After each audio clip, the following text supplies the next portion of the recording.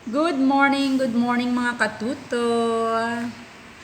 Share ko po sa inyo mga katuto very good yung, sumakay kasi ko ng bus kanina.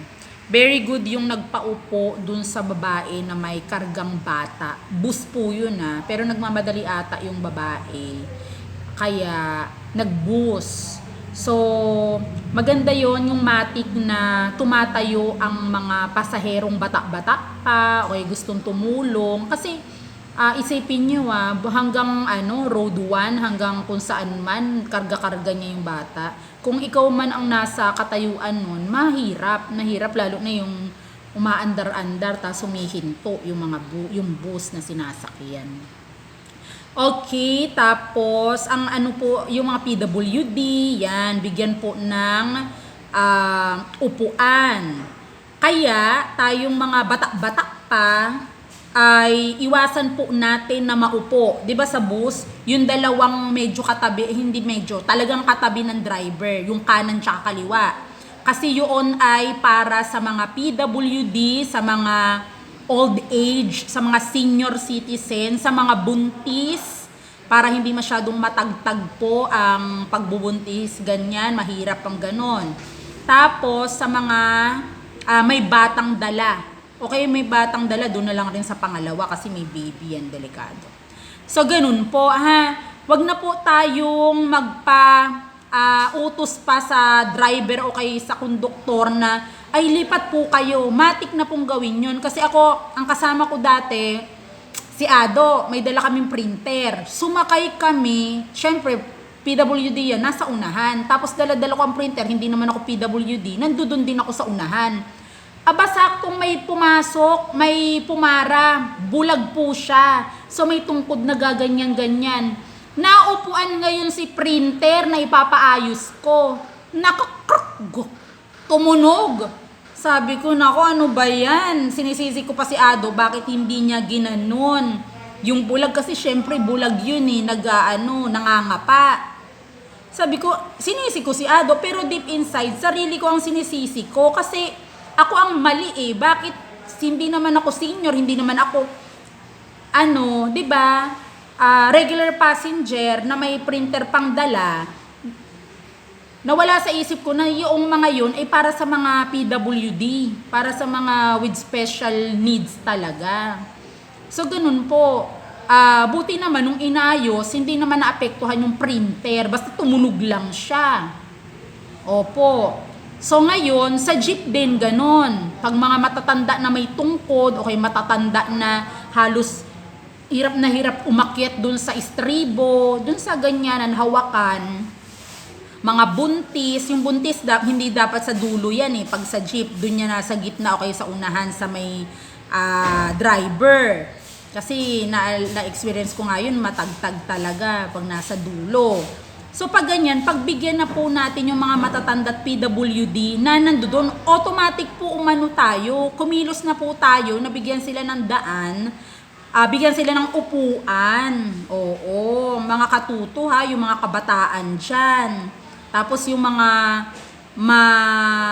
hindi pa naman ganung katandaan, mga 50 pa lang. Pero pag mga 60 na, ganyan, may kapansanan pa Naku, ang hirap po talaga. Doon na po kayo sa pa lang, puweta ng sasakyan. Doon banda kayo maupo. Opo, wag na yung magpapaano pa sa driver. Matik na po. Nakakatuwa, merong iba na matik na ginagawa yung ganun. Pero may iba nagsi-cellphone pa, parang wala man lang nakita. Bilang respeto sa mga matatanda kasi tayo ay darating din sa panahon na yan. Nakakatawa pa nga ako ay kasi puti na ang buhok ko, hindi ako nagpapakulay ng buhok at walang pampakulay, wala akong budget dyan.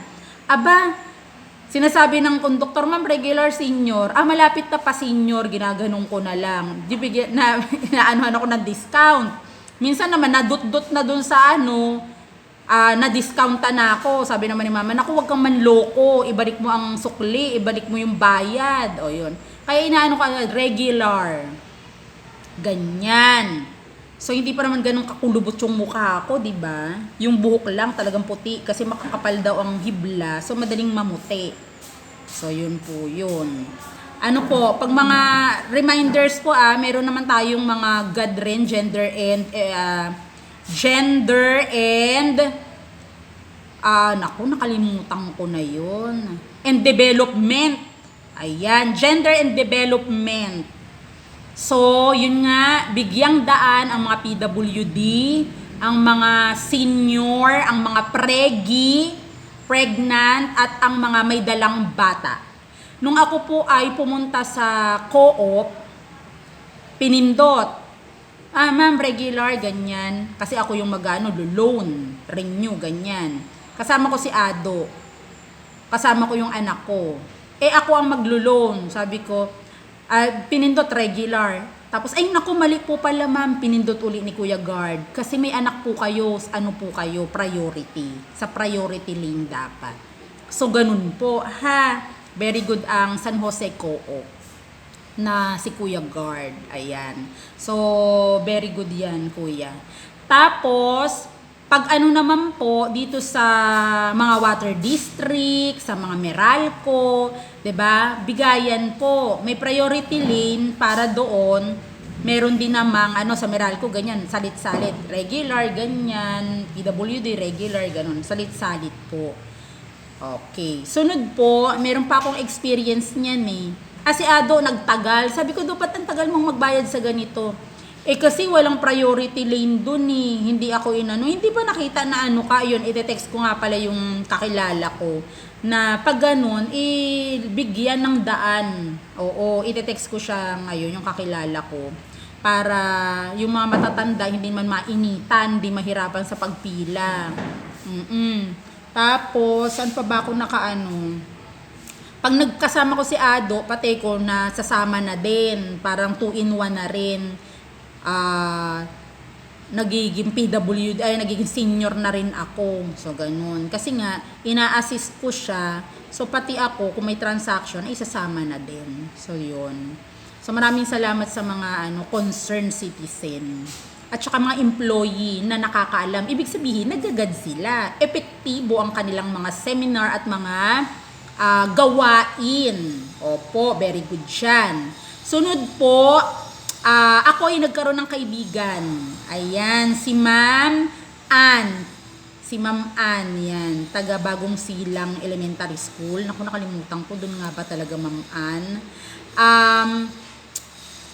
Nung nakapila kasi kami sa land bank, mga 2 years ago or 1 year ago, sabi ko, bakit ganun? Mga employee naman, government employee, ang mga dumudot-dot sa land bank.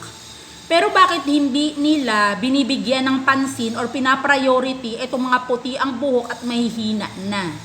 Lalo na may isa doon na matandang lalaki. Di na kung nangati ang aking isip. Kasi uma-attend tayo every year. May budget po yan para pag sa seminar ng ganyan. Ng GAD na yan. Di kilalabit ko, sandali lang po ma'am. Isunod po natin si tatay. Isunod po natin, ganyan-ganyan. Talagang ang layo ng pila ko dun sa pinaka land bank na pindutan Ngayon, yung mga puti ang buhok, yung mga senior, dito po sila. Ewan ko kung ba't hindi na-assist ni Kuya Guard Land Bank yun. Kuya, ganito, ganyan. Una, regular, tapos sunod siya na po. Tapos regular ulit siya, na para salit-salit. Nagmarunong ang lola kasi alam ko naman talaga. At ang nakakatuwa, may nakakita. Ang daming nakakita May nakakitang isa na, isinakay ako yung naging friend kami. Ma'am, naku, yung parang natuwa siya sa ginawa ko. Ay ma'am, very good po yung ginawa mo, ganyan-ganyan. Sabi ko, nasa po kasi yan ma'am, nasa GAD naman yan At saka, kahit wala nga sa mga GAD-GAD na ganyan ang neto, yung respeto na lang sa matatanda na nangangawit na to, paunahin mo na. 'Di ba? Na tayo na may pwede naman maghintay ng 1 oras diyan, okay, 30 minutes. So, nang dahil doon, naging magkaibigan kami ni ma'am. O, 'di ba? Tapos isinakay niya ako sa jeep. Ang kasi noon, sabi ko, pagpunta ko doon, malaki lang kaya atang pindutan ang ginawa namin noon Ewan ko kung November yun, pa bonus. Sabi ko, naku, ano kayang parang ang laki ng si Pipindot eh, no? Nung panahon na yun, sabi ko, naku, paano kaya ang gagawin ko? Magkaano kaya ako ng tricycle? O pagkatapos dun, mag-tricycle ako, ganyan. Yun ang iniisip-isip ko pa. Not knowing na dahil sa ginawa kong kabutihan, dun sa matanda, eh may nakakita. Tapos sabi sa akin, ma'am, sakay ka na po sa akin, saan ka ba nakatira? Ganon. So, ganon, di ba? Nakahanap pa ako ng angel ko dahil sa pagiging angel ko dun sa matanda. So, ganun po ang ating gagawin mga katuto. Tumulong tayo para tayo'y matulungan din. 'Di ba po? So, kahit saang lugar pa yan, sa sasakyan ba, bus, jeep, mga palengke, bibili ng isda or ganyan. Ako, wag na tayo makipag-unahan. Bigyan ng way ang ating mga katandaan, mga PWD, mga may anak na kasama, yan, 'di ba? Mga bontis. Tapos, kasi pag naranasan natin yan, talagang ma-appreciate nyo ang kabutihang loob ng mga tao na alam ang mga bagay-bagay na yan. Opo, ma-appreciate nyo. So, katulad nung buntis ako, dapat pala talaga magdadamit ng pambuntis kasi para alam nila na buntis ka. Kasi kung hindi, 'di ba, hindi ka mabibigyan ng pagkakataon na sige, muna na po kayo o sakay dito. Yung iintindihin ka ba, dahan-dahan lang po, buntis po ito, mga ganun. So, priority, special. Okay. So, yun lang po mga katuto ang aking sa inyo, mai-share. Hanggang sa susunod po.